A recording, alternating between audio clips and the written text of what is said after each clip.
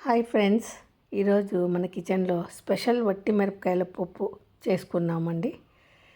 ఇందులోకి కావాల్సిన వస్తువులు: కందిబ్యాళ్ళు ఒక పావు, వట్టి మిరపకాయలు ఒక 15 వరకు, 3 చిన్న టమోటాలు, 2 చిన్న ఉల్లిగడ్డలు లేక ఒక పెద్ద ఉల్లిపాయ. ఉల్లిగడ్డలు టమోటాలు కట్ చేసి పెట్టుకోవాలి. అదేవిధంగా కొంచెం నిమ్మకాయ కన్నా చిన్న నిమ్మకాయ అంత చింతపండు, కొంచెం బెల్లము. ఒక బెల్లంలో 5 భాగాలు చేసి ఒక ముక్క తీసుకోవాలి. ఫస్ట్ కుక్కర్ తీసుకొని అందులోకి కందిబ్యాడలు కడిగి కుక్కర్లోకి వేయాలి. తర్వాత పప్పు ఉడకడానికి కావలసినంత నీళ్లు పోయాలి. మనము నీళ్లు తాగే గ్లాసు 250 ml అంత పరిమాణంలో వాటర్ పోయాలి. అందులోకి 1 టీ స్పూను జీలకర్ర, 1 టీ స్పూను మెంతులు,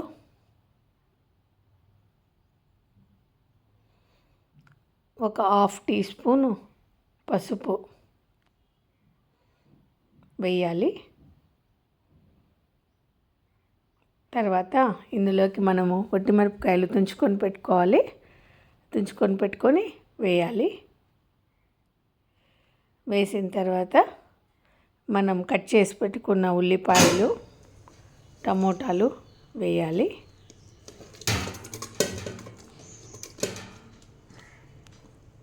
ఇందులోకి స్పెషల్ ఏమంటే బెల్లం ముక్క వేయడమే స్పెషల్ అండి. చిన్న బెల్లం ముక్క, ఒక బెల్లం ముక్కలో 5 భాగాలు చేస్తే ఒక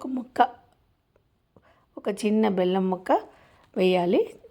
చిన్న నిమ్మపండు అంత చింతపండు, అవి 2 అలా కుక్కర్లో సైడ్కి పెట్టాలండి.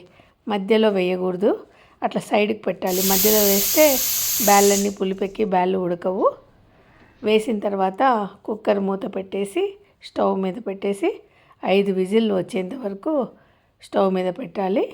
5 విజిల్స్ వచ్చిన తర్వాత స్టవ్ కట్టేసి కుక్కర్ స్టీమ్ పోయిన తర్వాత కుక్కర్ కిందికి దించి అందులోకి రుచికి తగ్గ రాళ్ళ ఉప్పు వేసుకొని, మామూలు ఉప్పు అయినా వేసుకోవచ్చండి, నున్నటి ఉప్పు, రాళ్ళ ఉప్పు వేసుకొని పప్పు గిత్తె తీసుకొని బాగా మెదుపుకోవాలి. పప్పు మెదిగిన తర్వాత పక్కన పెట్టి స్టవ్ మీద కడాయి పెట్టి అందులోకి తిరువాతకు కావలసిన 1 గరిటెడు ఆయిల్ వేసుకొని, ఆయిల్ వేడెక్కాక ఆవాలు, జీలకర్ర, ఉద్దిబ్యాళ్ళు, వట్టి మిరపకాయ, కరివేపాకు, మామూలుగా మనం తిరువాతకు వేసే గింజలు వేసి అందులోకి కట్ చేసి పెట్టుకున్న ఉల్లిపాయ, తెల్లవాయలు, మేము కొంచెం తెల్లవాయలు ఎక్కువ వేసుకుంటాము. ఒక 10-12 తెల్లవాయపాయలు వేసుకుంటాము. అవి పప్పు తినేటప్పుడు ఆ తెల్లవాయలు పంటి కింద పడితే చాలా రుచిగా ఉంటుంది. అదేవిధంగా హెల్త్కి కూడా చాలా మంచిది. తెల్లవాయలు ఉల్లిపాయలు వేసి తిరువాతను బాగా వేయించాలి. ఇలా తిరువాత వేగిన తర్వాత ఈ తిరువాతను మనం పప్పు ఎనిపి పెట్టుకున్నాం కదండి, అందులోకి తిరువాత వేయాలి. ఏమీ లేదండి, మామూలు పప్పే. ఒక చిన్న బెల్లం ముక్కతో మామూలు పప్పులాగా కాకుండా పప్పుకు ఒక అదనపు రుచి వస్తుంది. చాలా బాగుంటుంది. ఒకసారి ట్రై చేయండి. ఇది మా ఇంటి వారసత్వ పప్పు అనుకోండి.